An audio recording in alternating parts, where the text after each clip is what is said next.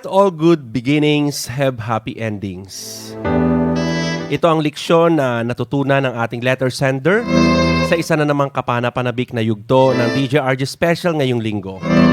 Narito na ang kwento ni Amethyst sa nag-iisang drama anthology sa radyo na siguradong makakarelate ka.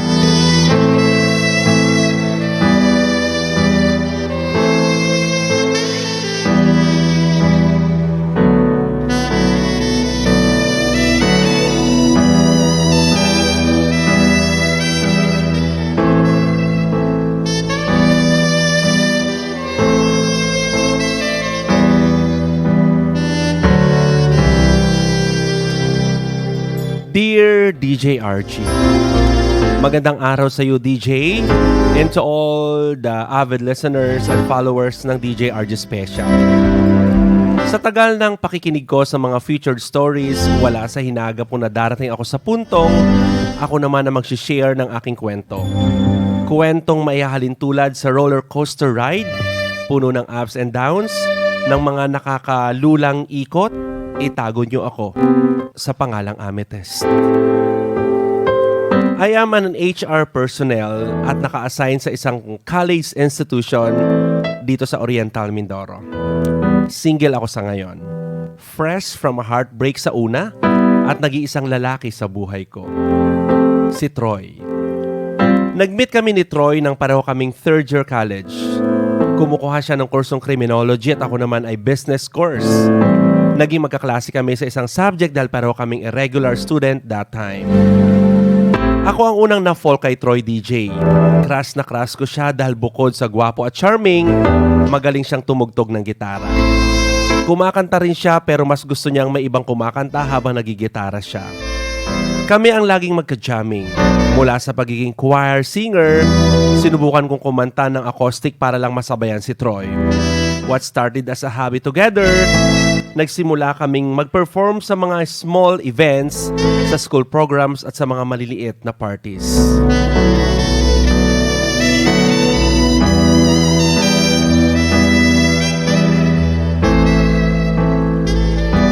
Dahil lagi kaming magkasama, mas lumalim ang feelings ko para kay Troy. Hindi ko alam kung nahahalata niya pero maraming pagkakataon na naiparamdam ko sa kanya na gusto ko siya. Either torpe lang talaga siya o sadyang manhid. Until nag-confess siya sa akin after 6 months na magkasama kami sa mga gigs. Nag-confess siya through a song na sarili niyang komposisyon.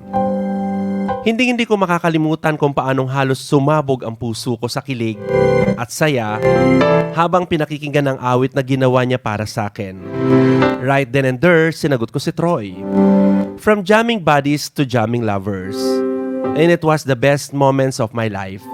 Ang makasama ang taong bago pa man maging kami ay may espesyal na puwang na sa aking puso. Masaya kami all throughout our relationship in the same way na we shared some ups and downs. Pinakamalaking pagsubok sa relasyon namin ay na nagkaroon ng depresyon si Troy pagkatapos pumanaw ang kanyang ama. Dinamdam niya yon ng husto dahil kung may isa mang tao sa mundo na ina-admire si Troy, iyon ay ang daddy niya. Troy did not graduate on time. Hindi natuloy ang pangako namin sa isa't isa na sabay kaming magmamarcha sa stage. Sabay naming aabutin ang aming mga pangarap, lalo na ang mga pangarap na binuo naming dalawa.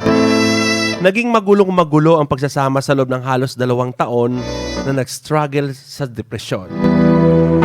DJ, dumating sa puntong gusto ko na siyang sukuan. Sa mga times na nagkandaletse-letse ang buhay at pag-aaral niya. Sa 3 attempts niya ng pagpapakamatay. Sa halos gabi-gabing nilulunod niya ang sarili niya sa alak at drugs. Nanatili ako sa tabi niya kahit para na rin akong kandilang nauupos habang nahihirapang intindihin at mahalin siya. Troy gave me 1,000 reasons to give up on him. Pero DJ, pinili ko ang nag-iisang rason para manatili. Ang pagmamahal ko para sa kanya.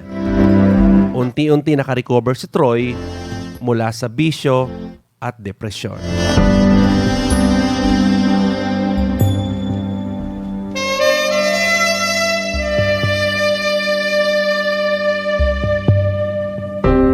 Ipinagpatuloy niya ang pag-aaral habang nakasuporta ako sa kanya morally and financially. Naipasa niya ang licensure exam. Nakapagsimula na rin ang training para maging isang ganap na pulis. Pero isang malaking unos ang dumating sa buhay namin. Na-diagnose siya with stage 2 prostate cancer. Parang bombang sumabog sa mukha namin ang naging diagnosis ng sakit na ininda niya.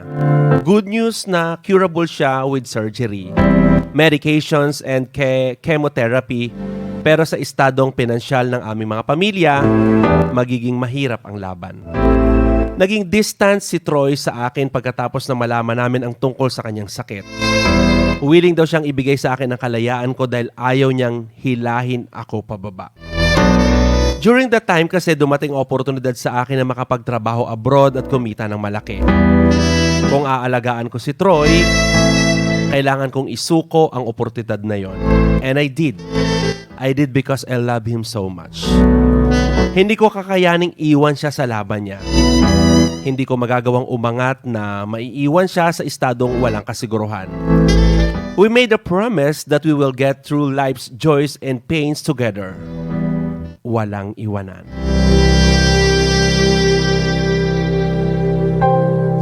Nag-stay ako sa trabaho ko na malapit kay Troy.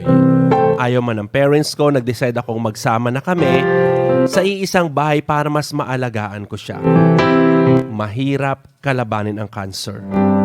Hindi lang katawan ni Troy ang sinisira nito, kundi ang kanyang fighting spirit at kagustuhang mabuhay. Sa bawat pagkakataon na halos gumapang siya sa sakit, sa bawat pagtangis at sigaw na hindi ko na kaya, at sana mamatay na lang ako, I was there crying with him. Yung parang sanggol ko siyang hinihele habang pareho kaming basang-basa na nakahandusay sa banyo. Hindi lang si Troy ang ginugupo ng cancer. Para na rin akong pinapatay ng sakit niya habang nakikita ko siyang nahihirapan. Pero DJ, lumaban ako. Inilaban ko ang laban ng lalaking mahal na mahal ko. Palagi kong sinasabi sa utak ko, walang iwanan. Nangako kami sa isa't isa na anuman ang mangyari, wala talagang iwanan.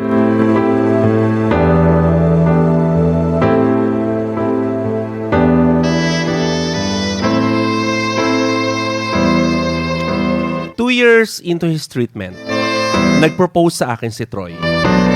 Hindi sing-sing ang binigyan niya sa akin dahil wala pa raw siyang kakayang bigyan ako ng mamahaling sing-sing. He proposed to me at ibinigay sa akin ng isang bagay na napakahalaga sa kanya, ang iniingatan niyang gitara. Buong puso kong tinanggap ang proposal niya. Magpapakasal kami pag gumaling na siya at natupad na niya ang pangarap niyang maging pulis. Nagbunga ang lahat ng sakripisyo at paghihirap ko nang nadeklarang cancer-free si Troy matapos ang halos 4 na taong gamutan.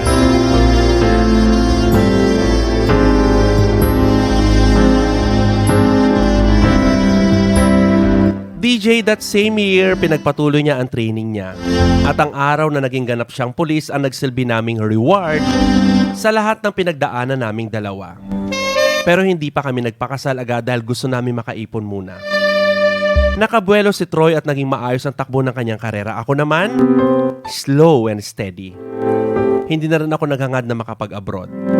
Kontento na ako sa narating ko. Kontento na ako sa present at magiging future namin ni Troy. Naghintay ako ng 1, 2, hanggang 3 taon. Hindi na nabanggit ni Troy ang tungkol sa kasal. Na okay lang din naman sa akin dahil ayaw ko siyang i-pressure pagkatapos ng mga pinagdaanan niya.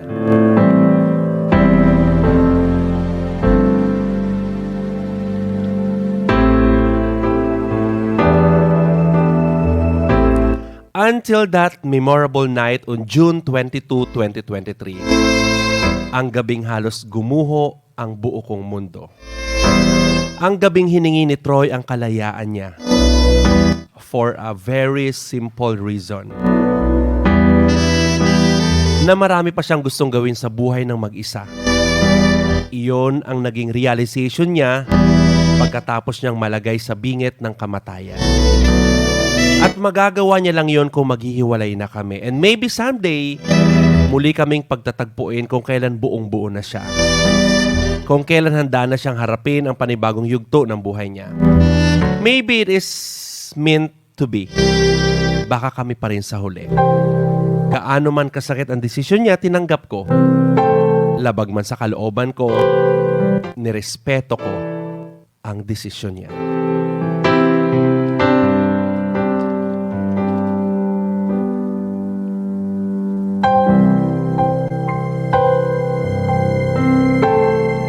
Sobrang broken ako nun, DJ. A big part of me died that day. Pero hindi ako nakapaghanda sa mga sumunod na nangyari. Nagpakasal si Troy sa babaeng halos 2 buwan niya lang naging karelasyon. It was a civil wedding. Kung hindi pa sa isang friend ni Troy na concerned sa akin, hindi ko malalaman na magpakasal na siya or nagpakasal na siya sa ibang babae. That shattered me into pieces. Kasi DJ, umasa ako na kami pa rin hanggang sa huli. Kasi hindi nabawasan ang pagmamahal ko sa kanya mula nang naghiwalay kami. Kasi hanggang ngayon, si Troy pa rin ang nagmamay-ari ng puso ko. Durog na durog ako, DJ. Hindi ko alam paano babangon sa pagkakalugmok.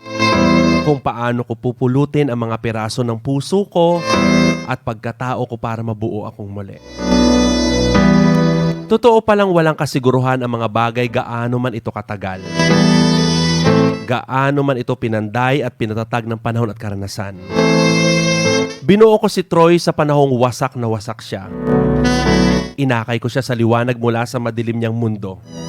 I shared his pain. I bore his trials. Lahat sinakripisyo ko para makamit niya ang pangarap niya. And the most painful part it is, I built him for another woman. Hinanda ko lang pala siya para sa babaeng makakasama niya habang buhay. I had no choice but to let go of him and his memories. Ngunit gaano ko man sikaping pakawalan ang lahat ng alaala at nararamdaman ko para sa kanya, hindi ko magawa. Hanggang ngayon, kinakain pa rin ako ng resentment ko sa nangyari. Kung paano ko sinayang ang panahon at oportunidad na dumating sa akin sa ngalan ng pagmamahal. And I am the one who ended up broken. Tinatry ko mag-heal, DJ. At mahigit 10 taon ang kailangan kong i-let go. Mahirap. Pero kinakaya ko. At sinimulan ko ang bagong yugto ng buhay ko sa isang regalong nag-uugnay pa rin sa amin ni Troy. Sa gitarang minsan ay naging simbolo ng pangako ng habang buhay na sinunog ko para sa pangako ng bagong buhay, ng bagong simula, ng bagong kabanata. Kasi kapag makikita ko pa rin yon, lalo lang akong mahihirapan. Lalo lang akong masasaktan. Na hindi kasama ang lalaking pinapangarap kong makasama hanggang dulo sa aking bagong buhay.